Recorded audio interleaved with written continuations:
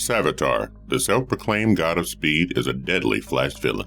When you go on a date, you don't expect to run into what will eventually end up being your worst enemy. But unfortunately, if you're a Flash, that is what you get. The Flash had no idea of the danger this new enemy brought with him. Although never known by his original name, Savitar considers himself to be the god of speed. That is the reason why he adopted the name of the Hindu god of motion. His desire to destroy the Flash and be the sole usurper of the Speed Force drives him to be the cause of the deaths of many speedsters. His powers are on par with those of Flash, and that is what makes him Flash's most capable enemy. But why does he hold such a vendetta, and what is the extent of his madness? These are some of the questions we will be exploring in today's video. So, without further delay, let us dive right into the video and explore the origins of Savitar, the self-proclaimed god of speed. Before we go into our explanation, we have a very small request. If you like our content, please support us by subscribing to our channel. This is a small click for you, but for us, it means a lot. Thank you. Let's begin.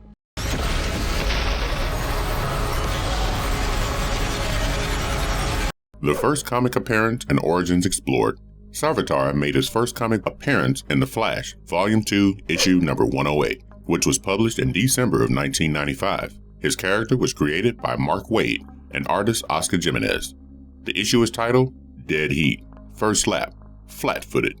Before getting into the story, let us recall a rather special speedster. And no, it is not the original Flash or his successors. Jonathan Chambers, known to us as Johnny Quick, is kind of a self-made speedster. He uses a mathematical formula in order to tap into what he believes to be a fourth dimension, from which he is able to achieve super speed. This formula is termed 3 × 2 9YZ 4A. He eventually teaches the same formula and how to use it to his daughter, Jessie Quick. Another speedster superhero we will meet in this issue is Max Mercury, who received his gifts from a shaman in order to save his clan. Before dying, the shaman drew a lightning bolt on Max's chest and prayed to the god of storm and the wind. When Max ran, his speed kept on increasing to superhuman levels. Eventually, during a thunderstorm, he was also drawn into the Speed Force, the energy field that gives speedsters their power, which further increases abilities. Now let us deal with issue number 108. The story starts with a flashback to a year ago, with a look at some kind of ritual that seems to be summoning lightning. In the present day, we are immediately introduced to the first Flash, Jay Garrick, Jessie Quick, and 2 members of the Red Trinity. The Red Trinity was created by Dr. Peter Olaf. He used steroids, cybernetic implants, and specialized gene therapy to induce super speed in his test subjects. From the Red Trinity, the speedsters named Anatoly and Cassiopeia are doing their jobs of delivering packages sooner than immediately. On the other hand, Jessie, who is on her first date, gets attacked by some thugs and they steal her car. She speaks the formula to activate her super speed and starts chasing after them. Simultaneously, Cassiopeia, in order to deliver a package even faster, decides to take a straight line into the 40th floor by running vertically up the building. Jay Garrick, with his speed, tries to save a vase from falling. Suddenly, something happens, and it leaves all these speedsters in shock. Jessie Quick had almost gotten a hold of her car when her speed instantly vanished away. The same thing happened to Jay Garrick. His vase ended up falling on the ground. And as for Cassiopeia, who was still in midair, his power disappears as well, and sadly, he takes a fatal fall and dies on the spot. Away from all these terrors and unaware of what has transpired between these speedsters, Wally West, the Flash, is spending some quality time with his girlfriend Linda Park. Their lunch is interrupted by a sudden attack of a few ninjas wearing blue overcoats, quite similar to the ones we saw at the beginning of the issue. But it looks like Wally is the only one who can see the ninjas. He soon realizes that they are running at a speed almost as fast as the Flash. He catches up to them and starts kicking some butts one by one. The mysterious ninjas start to retreat once they realize they cannot defeat the Flash. But Wally was not going to let this sudden attack get the best of him. He manages to catch one of the ninjas and knocks him out for questioning. He then notices that Jay Garrick and Jessie Quick have also arrived to surprise Wally yet again.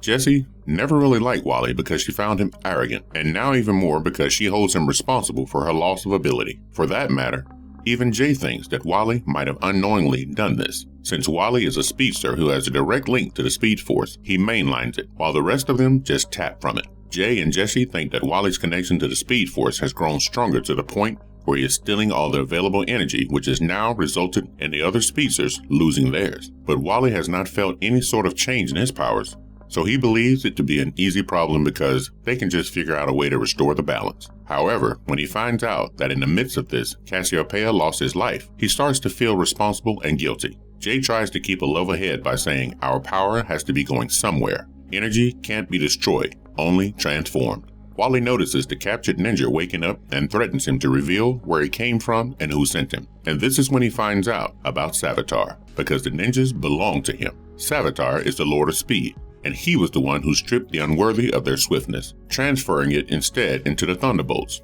Agents, meaning the ninjas. These agents have been ordered by Savitar to eliminate all true students of the Lightning. This is the reason why they attacked Wally West.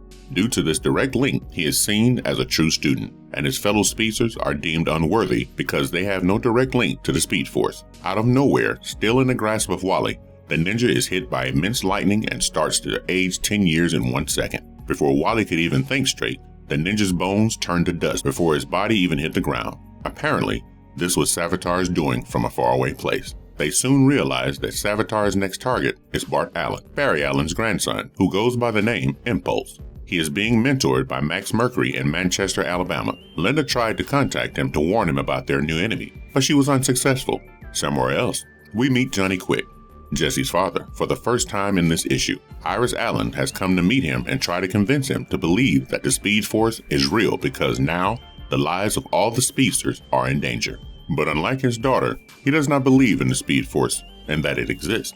He thinks it is just a bunch of foofaras claimed by Max Mercury. He refuses to accept it and tells Iris that his powers have been within him ever since he was a young man, and he has had the formula to unlock it, and it has never failed him. The moment these words come out of his mouth, the formula ends up failing him as it appears that he too has lost his abilities. The issue ends with a proper look at Savitar, the ritual in the beginning. This was definitely his doing. But the most astonishing thing is that he holds Max Mercury captive. He blames Max for allowing the super speed to spread, but as much as he would love to kill him, he can't. He owes Max for showing him the face of God. So he orders one of his ninjas to finish him off instead. Now, let us trace back a bit and find out the past and origin of Savitar. Long ago, he was an unknown Cold War pilot who served in a third world country. During one of his missions, he was testing a supersonic fighter jet at high speed. Soon, his plane was struck by lightning and it resulted in a massive crash landing. Eventually, he realized that he now had the power to destroy his enemies through his newfound super speed, so he decided to name himself after the Hindu god of motion, Savitar, and committed his life to uncovering the secrets of the Speed Force. His rigorous investigations and research led him to discover new powers that no other existing speedster possessed, and maddened by the idea of achieving it all for himself, he chose to go down an even darker path. In his desire for additional knowledge to help him achieve his aims, Savitar became the founder of a cult. His disciples came to be known as the Thunderbolt Agents. His new mission was to disconnect the majority of Earth's speedsters from their connection to the Speed Force so that he could shift their speed into the Thunderbolt Agents. That is the part we discussed previously in his first comic appearance. Although one major limitation in his plans was Wally West's direct link to the Speed Force, he could not just steal it just that easily. So he decided to wreak havoc in the Flash's life until the Flash finally gave Savitar what he had long desired, a union with the Speed Force by sealing him in the dimension. After escaping the Speed Force, Savitar's body sort of got destroyed when Barry Allen touched him. It happened because at the time, Barry was infected with the negative Speed Force and his touch meant destruction for any speedster. As a result of this, Savitar woke up in a dark void and he was surrounded by noises of screaming and sobbing. After what seemed like ages passed, Savitar eventually recovered his link to the Speed Force, which allowed him to build a gateway to escape his imprisonment. He was then once again inside the Speed Force with access to his cosmic energy. He applied the tricks and methods he had learned in the Dark Void in order to devour all the energy from the Speed Force and turn himself into the most powerful speedster.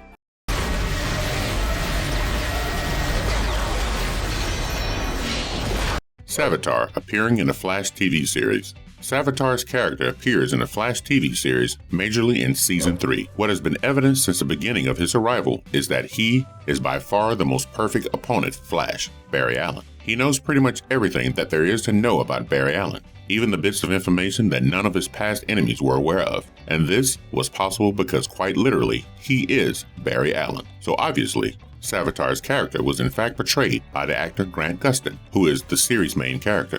Although, for a brief time, Tom Felton, who was Draco Malfoy in Harry Potter, also portrayed the role of Savitar because at the time, the villain had taken control over someone else's body and was not in his true form. Much like in the comics, he is the self-proclaimed God of Speed. In the series, he comes from the future because that is where he was created. He is a time remnant of Barry Allen.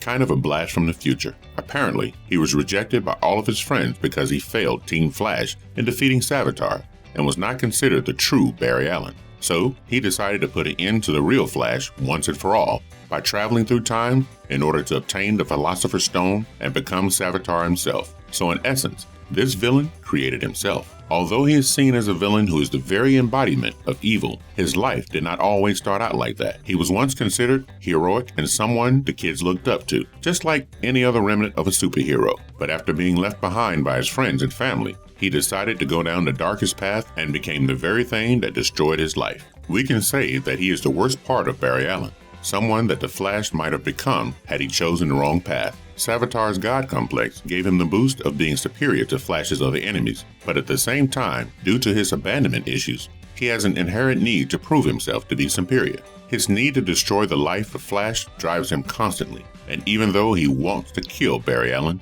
he chooses to mess with him first. He attacks Iris in order to make Barry feel the pain of losing a loved one. He is also jealous of how perfect Barry's life is in comparison to his own. Naturally, he resents everything about Barry's existence. Another possible reason why he hates Barry so much could be that he also hates himself. After all, the self-hatred is what drove him to become a villain in the first place.